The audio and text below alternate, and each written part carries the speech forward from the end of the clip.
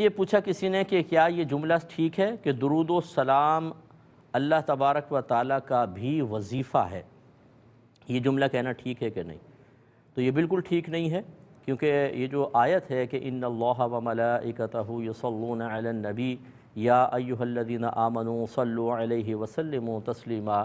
جس کا ترجمہ ہے کہ اللہ تعالیٰ اور اس کے فرشتے نبی کریم صلی اللہ علیہ وسلم پر درود بھیجتے ہیں۔ اے ایمان والو، تم ان نبی کریم صلی اللہ علیہ وسلم پر درود اور خوب سلام بھیجو۔ تو یہاں پر اللہ تبارک و تعالیٰ، پھر فرشتے، پھر مومنین، ان تینوں کے لیے درود اور سلام کا مفہوم، درود کا مفہوم تھوڑا سا جدا گانہ ہے۔ جب اللہ تبارک و تعالیٰ کی طرف درود یا سلام کی نسبت کرتے ہیں تو یہ کوئی ایسا نہیں ہے کہ وظیفہ کوئی صیغہ پڑھ رہا ہو اللہ تعالیٰ، ایسا نہیں ہوتا۔ درود کا مطلب اپنے حبیب پر رحمت نازل فرمانا، اور سلام کا مطلب اپنے حبیب پر سلامتی نازل فرمانا،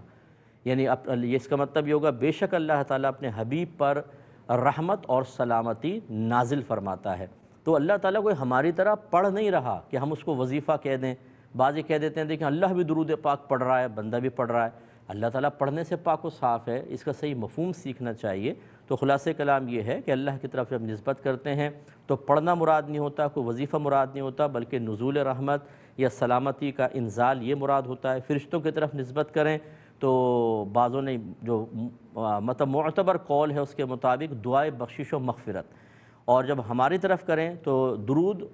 کا مطلب ہوگا اللہ تعالیٰ سے نبی کریم صلی اللہ علیہ وسلم پر رحمت کے نزول کی دعا کرنا، اور سلام کا مطلب سلامتی کی دعا کرنا کہ اللہ تعالیٰ اپنے حبیب پر رحمت اور سلامتی نازل فرما۔ تو تینوں مفہومات میں فرق ہے۔ تو لہٰذا یہ کہنا کہ جی اللہ تعالیٰ کا یہ وظیفہ ہے، اور معاذ اللہ بعض تو یہ کہتے ہیں اور یہ بڑا سخت حکم رکھتا ہے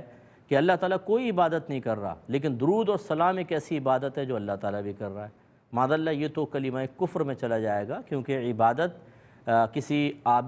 کسی معبود کی ہوتی ہے۔ تو اس کا مطلب جب اللہ تعالیٰ کی طرف عبادت کی نسبت کریں گے تو آپ یہ ثابت کر رہے ہیں کہ اللہ تعالیٰ عابد ہے اور وہ کسی کی عبادت کر رہا ہے، اور معاذ اللہ ثم معاذ اللہ یقینی سی بات ہے کہ پھر وہ کوئی اور ہی خدا ہوگا اور اللہ سے زیادہ پاورفل ہوگا، کہ عبادت تو معبود جو ہوتا ہے وہ عابد سے زیادہ طاقتور ہوتا ہے، زیادہ اس کے اوصاف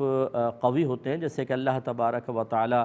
کوئی ہمسر نہیں ہے۔ تو یہ مطلب بعض اوقات ہمارے محاورات میں، اور بڑی معذرت کے ساتھ، یہ جو مطلب پیشہ ور قسم کے خطباء ہوتے ہیں جن کے پاس علم کم ہوتا ہے لیکن کتابوں کا مطالعہ کر کے تقریریں بڑی لچھے دار اور چٹپٹی کرنے میں کامیاب ہو جاتے ہیں، یوٹیوب بھرا پڑا ہے ایسے مطلب مقررین سے، ان کو سننے سے ذرا تھوڑا سا احتیاط کیا کریں، کیونکہ کہیں پر بھی کوئی کلمہ کفر آپ سیکھ سکتے ہیں۔